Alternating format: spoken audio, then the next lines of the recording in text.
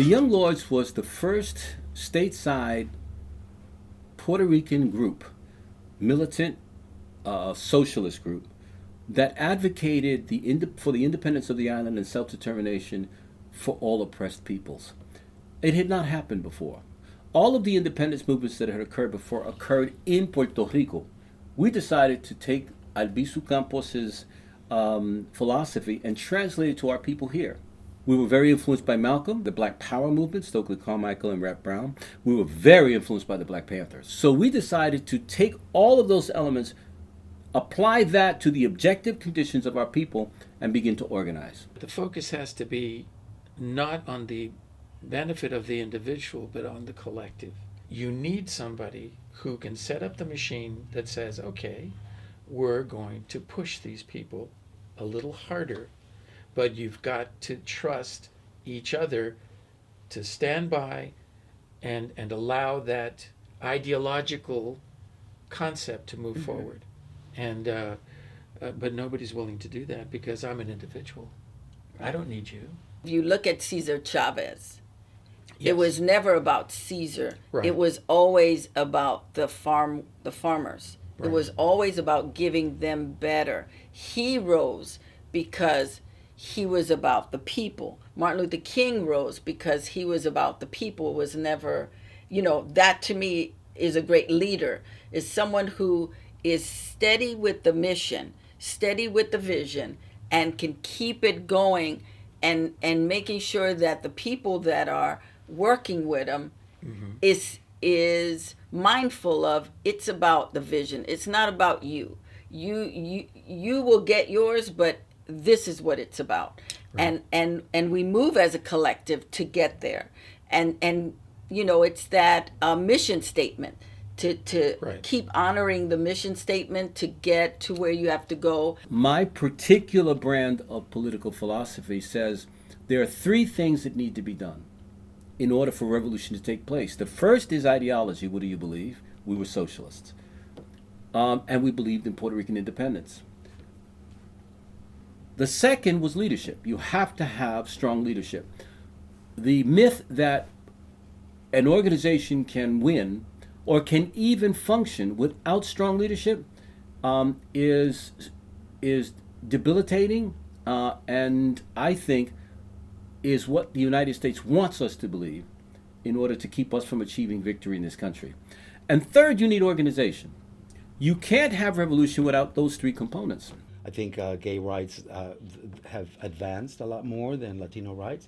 And that is because the gay community is really vocal and very strong. And the other thing is that gay people have money, especially non-Latino gays have a lot of money. I grew up as a gay man in a Latin household where it was not right. So I grew up with a lot of abuse.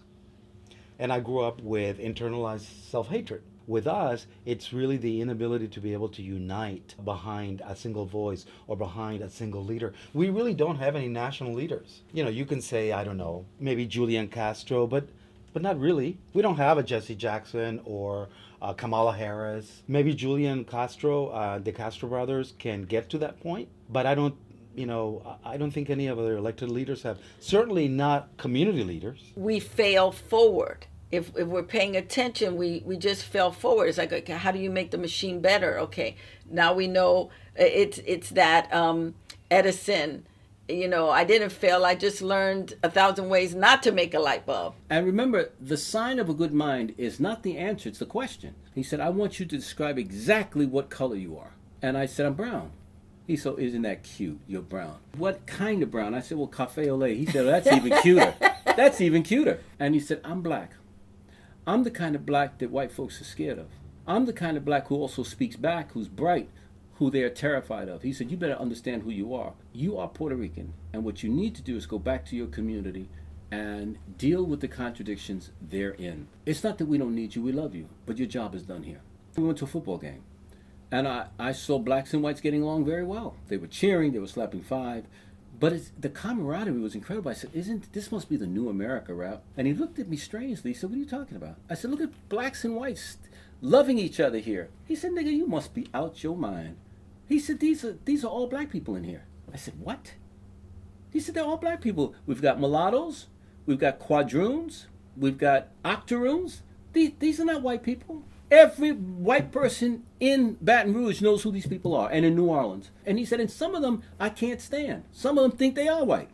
He said, but you know what the job of a revolutionary is? To love all of them. Because you never know when you're going to need them. Nobody knows our history. Yes. Even Chicanos don't know our history. And it was the same thing with Gaytino. If one more gay boy came up to me and said, you couldn't hold hands in New York in the 60s? I'm like, no, they put you in jail is what they do. You didn't even go to a gay bar. There were very few, but you wouldn't do that because the police would burst in, take you to jail. I mean, I was shocked, you know? So I thought, they don't know Chicano, they don't know. And through my And life... you were in New York during Stonewall? Yes, before Stonewall. I moved there in 62. Stonewall was 69. So it was like, forget about it.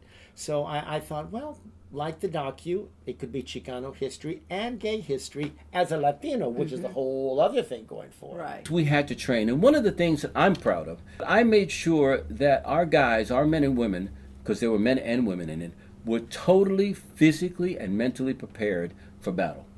We could run for maybe from 112th to 125th with no problem at breakneck speed. They had an APC, an armored personnel carrier. They had Stoner assault guns, which can go through 3 feet of concrete. We already knew about these things, but we didn't know that the cops had them. This is Army issue. Mm-hmm.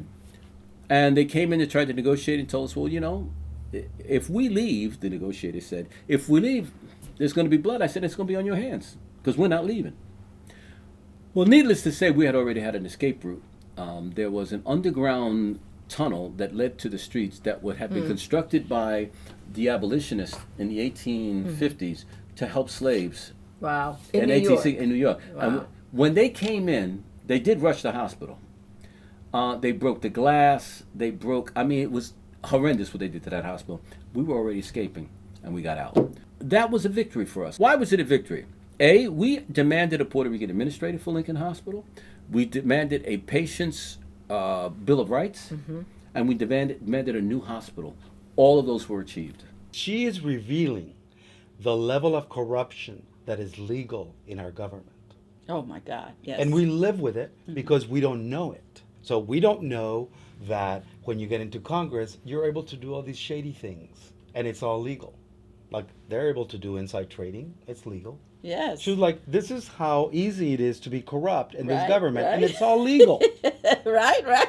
That's what young people are really rebelling against, is this whole legal corruption that we live under. And there's a whole segment of our society that defends it because they make money from it. Absolutely. They make money and they have power through it. So they want to defend the status quo.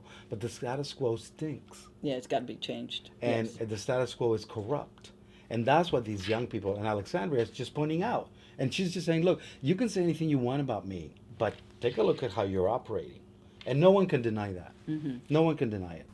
The first thought I have is that we can never underestimate this government's ability to destroy and destruct a revolutionary progressive organization. They will do everything they can. They'll pay, they'll co-opt, they will blackmail, and they will kill. Number 2, we must never forget that reconciliation has to be the first order of business. The Young Lords have not done that. There has to be a sense that we have messed up. So who's going to do this? Well, I've called them. I wrote to one of them, and I said, if there's not going to be a reconciliation, I don't want to be part of the 50th. I'd rather avoid it. As a rule, those who are in charge of the narrative today begin to understand that it was both people who made it possible, men and women, and children, by the way. A lot of our children suffered as a result of our revolutionary activity. I'm still undergoing, and I'm pretty sure many of my comrades, men and women, are going through PTSD. Whether it's alcoholism, drug addiction, violence, whatever, they're still going through it. In order to help, we have to heal first ourselves. Thirdly, we have to understand as a nation, if you haven't developed an independent spirit and an independent country, you're never going to be whole. We need to reignite that sense of community, that sense of family, if you will. I think that young people are ready for it. I think there's a whole new movement toward Afro-Latinidad, Afro-Hispanidad, and it must not be bourgeois. It has to be militant. One of the problems we've had is that we like to be progressive but not revolutionary. Socialism is a viable economic modality. We have to look at that seriously. Already Bernie Sanders is doing it. Miss Ocasio is doing it. We need to look at it because capitalism is dying. It's over for this empire. And we have to be part of the new move. So youth are ready. We have to read. We have to travel. We have to write. And that doesn't mean that if the person speaks well, they're not Puerto Rican. It doesn't also mean that if the person has an accent, that they're not part of the American fabric. The other thing that I think we need to instill through our educational policies and through culture is that this is our country. It's not their country. It's our country. We built this bad boy. And we can never forget the history of colonization. We built it. Immigrants built it. Immigrants built it. And we must never allow the immigrants who came before, who have decided to slam the door shut and not allow other people in, to tell us that we are not Americans.